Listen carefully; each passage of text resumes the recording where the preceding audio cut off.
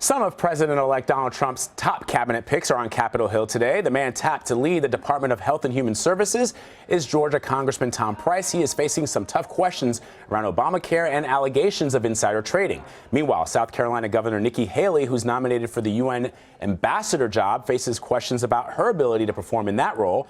And investor Wilbur Ross is also testifying. He's up for Commerce Secretary. And you also got Oklahoma Attorney General Scott Pruitt, who has been tapped to run the Environmental Protection Agency. And he spent much of the morning trying to convince senators that he is capable of leading an institution he has spent most of his career trying to dismantle. Where do you think the federal government needs to strengthen its regulatory roles to make sure that our children are safe from lead? Well, I think with Flint, Michigan, it's an example of not a delay in response by the EPA. There should have been more done on corrosion control programs with the Flint, Michigan system. As you know, under the Clean Water Act and the Safe Drinking Water Act.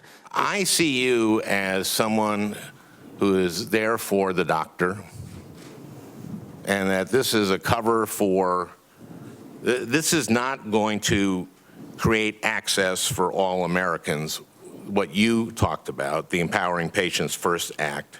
This is one of the things that makes it difficult to reach a solution here in Washington.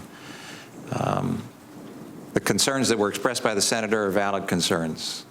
The conclusions that he drew on the policies that I've promoted and will continue to promote are absolutely incorrect. The President-elect has made no secret in his public remarks, nor have I in earlier remarks during the campaign, that NAFTA is logically the first thing for us to deal with.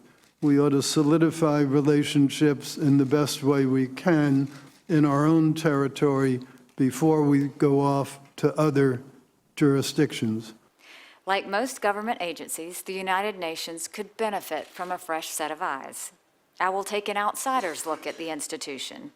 As I have in every challenge in my life, I will come to the UN to work and to work smart. What I do believe is important is that we get together with the National Security Council and the President-elect, and we decide a plan for Russia, what we expect from them, what we plan on looking at as we go forward, what violations will trigger additional sanctions, and when we say it, we should do it and follow through with it.